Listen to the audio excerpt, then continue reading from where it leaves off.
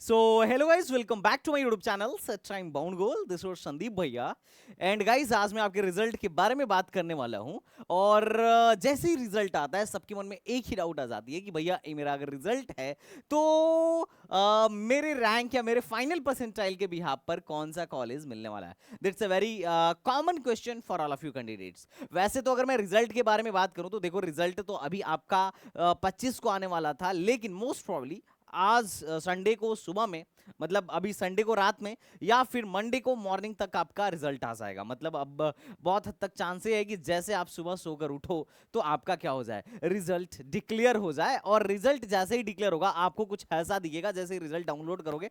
अब रिजल्ट कैसे डाउनलोड करना है, तो रिजल्ट जो डाउनलोड करना है उसकी लिंक मैं अपने टेलीग्राम चैनल पर दे दूंगा, वहां से जाके आप अपना रिजल्ट डाउनलोड कर सकते हो. तो अब मैं बात करूं कि भैया जैसे ही रिजल्ट आएगा तो आपके मन में पहला सवाल यही होगा कि भैया मेरा रिजल्ट इतना आ रहा है, मेरा रिजल्ट जो आ रहा है मेरे सेशन 1 का परसेंटाइल इतना है, मेरे सेशन वन का परसेंटाइल इतना था. और जैसे इस बच्चे का मैं एक फॉर एग्जांपल लास्ट ईयर के बच्चे का दिखा रहा हूं, सेशन 1 में 82 था और सेशन 2 में उसका 93 था. तो ओवरऑल जो फाइनल परसेंटाइल ली गई वो बेस्ट ली गई, 93 वाली ली गई. ऐसा कभी नहीं होता है कि इसमें अगर फिजिक्स में ज्यादा था, जैसे यहाँ मान लो किसी का फिजिक्स में ज्यादा और यहाँ फिजिक्स में कम हो तो सेशन 2 का परसेंटाइल लिया जाएगा. तो ऐसा नहीं है कि सेशन 1 के फिजिक्स के परसेंटाइल को जोड़ा जाएगा, नहीं.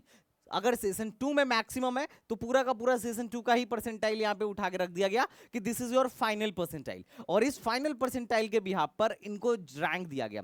अब देखो रैंक कई तरीके की दी जाती हैं. पहला रैंक मैं बता देता हूं सीआरएल, जो सबके लिए होता है. अगर कोई एससी कैटेगरी का भी बच्चा है तो भी उसको सीआरएल रैंक मिलेगा, और अगर ओबीसी कैटेगरी का बच्चा है तो भी सीआरएल रैंक मिलेगा, और जनरल कैटेगरी का है तो भी सीआरएल रैंक मिलेगा. उसको बोलते हैं कॉमन रैंक लिस्ट. मतलब अगर सबकी कैटेगरी हटा दिया जाए, सबको कॉमनली रखा जाए, सबको एक साथ रखा जाए कि कौन कितना बढ़िया बच्चा है, कौन कितना बढ़िया परफॉर्मेंस दिया है, तो उसके रैंक को हम बोलते हैं सीआरएल रैंक. ठीक है, तो ये सीआरएल रैंक एक जनरल रैंक होती है जो हर बच्चे के पास होती है. उसके बाद सवाल आता है कि ठीक है भैया ये कैटेगरी रैंक क्या होता है. तो देखो हर व्यक्ति अलग अलग कैटेगरी का होगा. कुछ जैसे बच्चा ईडब्ल्यूएस का था तो इसकी सीआरएल 68,000 थी और ईडब्ल्यूएस लगभग लगभग 11,000 के आसपास, 11,149 के आसपास थी. अब बच्चों मैं बताता हूं ये 11,000 क्या है. इस 68,000 का मतलब ही हुआ कि जेई में 68,221 का मतलब ये हुआ कि जेई में जितने भी पिछली बार लगभग 11,37,000 बच्चे बैठे थे, तो इसका 68,221 का मतलब ये हुआ कि इसकी रैंक जो है 68,221 है. मतलब 68,220 बच्चे ओवरऑल ओवरऑल 68,220 बच्चे इससे आगे चल रहे थे जेईई मेन में, और 68,221वें नंबर पर ये बच्चा आया हुआ है. और ये जो ईडब्ल्यूएस रैंक आई है, इसका ईडब्ल्यूएस रैंक आई है, उसका क्या मतलब है साहब.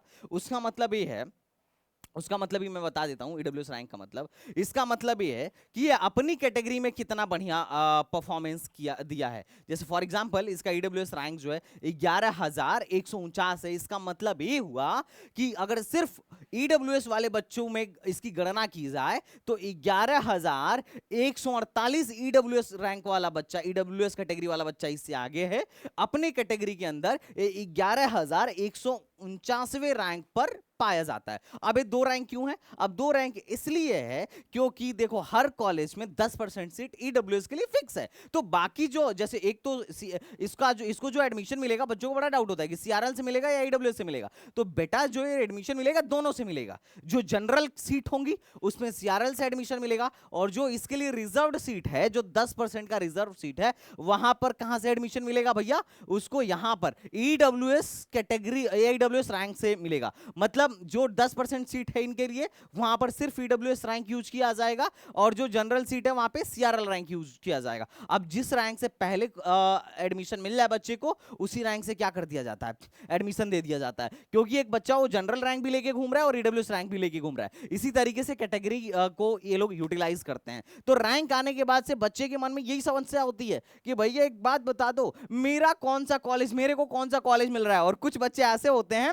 जो जोसा और सीसाब की कट ऑफ जब देखते हैं ना, तो पता है क्या देखते हैं वहां पे, कि वहां पे वो ईडब्ल्यूएस रैंक से मिलाते हैं. जैसे मान लो किसी एनआईटी की रैंक, किसी एनआईटी का जोसा में कट ऑफ अगर मान लो गया है ऐसे सीसाब में कट ऑफ गया मान लो 20,000, तो अब बच्चा क्या करेगा ना, वो 20,000। अब जैसे सीसैट में जो कट ऑफ निकलती है वो सिर्फ सीआरएल निकलती है, और जोसा में जो कट ऑफ निकलती है वो कैटेगरी की कट ऑफ निकलती है। तो जब बच्चा सीसैट का देखेगा ना कि 20,000 इस एनआईटी का कंप्यूटर साइंस गया है और मेरा तो ईडब्ल्यूएस 11,000 है तो मेरे को मिलना चाहिए, लेकिन ऐसा नहीं है। सीसैट में कट ऑफ सिर्फ सीआरएल निकलेगी और जोसा में कैटेगरी निकलेगी। तो बच्चा जो कट ऑफ लिस्ट दी गई होती है ऑनलाइन वो बच्चा देख नहीं पाता है। पर तुमको ज्यादा परेशान होने की जरूरत नहीं है, मैं बताता हूं क्या करना है। जैसे ही तुम्हारा रिजल्ट आए, तुम्हारे मन में जो भी डाउट हो, डिस्क्रिप्शन में एक फॉर्म दिया है, अगर तुम चाहो स्वेच्छा से भरना चाहो तो डिस्क्रिप्शन के फॉर्म को भर देना और अपने डाउट को लिख देना, अपने डाउट को अच्छे से लिख देना, जो भी तुम्हारा डाउट हो जेन्युइन डाउट लिख देना। और मैं तुम्हें क्या कर लूंगा, कॉल बैक कर लूंगा या फिर तुम्हें टेक्स्ट मैसेज कर दूंगा कि भैया देखो तुम्हारे परसेंटाइल के बिहाफ पे ए मिलने की संभावना है, पहला चीज। और दूसरा, मैं लाइव भी आऊंगा तो लाइव में भी आके तुम्हारी प्रॉब्लम सॉल्व कर दूंगा कि तुम्हारे रैंक पे क्या क्या कॉलेज मिलेगा। और सच बता रहा हूं, अगर तुम्हारे रैंक के बिहाफ पे अगर मैं 5 कॉलेज की लिस्ट दूंगा तो पक्का उन्हीं 5 में से एक एटलीस्ट एक तो तुम्हारा कॉलेज होगा ही होगा, गारंटेड।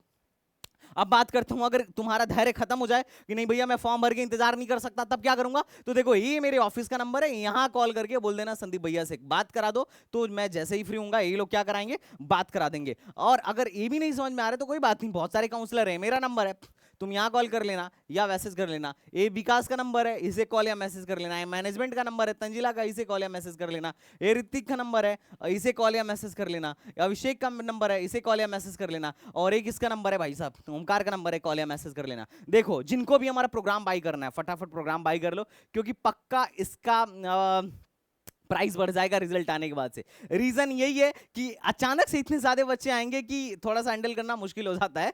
तो फटाफट पहले से भी तुम ज्वाइन कर सकते हो और रिजल्ट आने के बाद भी ज्वाइन कर सकते हो, इसमें कोई बड़ी समस्या वाली बात नहीं है। बाकी ये नंबर्स हैं, देखो जब तुम कॉल लगाओगे तो बहुत सारे नंबर्स बिजी होंगे क्योंकि बहुत सारे बच्चों के कॉल्स आ रहे होंगे, तो टेंशन मत लेना, 1 बाय 1 सब पे कॉल कर लेना। ये ऑफिस वाले नंबर पे सिर्फ और सिर्फ 6 से 7 बजे तक ही, मतलब सुबह मॉर्निंग में 10 बजे से लेकर 7 बजे तक ही कॉल उठाएंगे लोग। और ये तो भैया मैं तो रात भर भी बच्चों का कॉल लेता हूं, तो टेंशन नहीं, फिकर नॉट। तो चलो गाइस मिलते हैं नेक्स्ट वीडियो में, आई होप तुम्हें समझ में आ गया होगा। रिजल्ट आते ही अपन लोग लाइव आएंगे, तो चैनल को फटाफट सब्सक्राइब करके बेल आइकन दबा लो ताकि मैं लाइव में तुम्हारी क्वेरीज को ले पाऊं। और तुम लोगों के लिए मैंने बनाया है एक व्हाट्सएप ग्रुप, क्योंकि पहले के जो 2-3 व्हाट्सएप ग्रुप थे वो सारे के सारे फिल हो गए थे। तो व्हाट्सएप ग्रुप क्या कर दो, व्हाट्सएप ग्रुप को फटाफट ज्वाइन कर लो। और उसके अलावा अगर कोई समस्या हो तो बताना। तो चलो मिलते हैं नेक्स्ट वीडियो में, तब तक के लिए बाय बाय, टाटा एंड जय हिंद।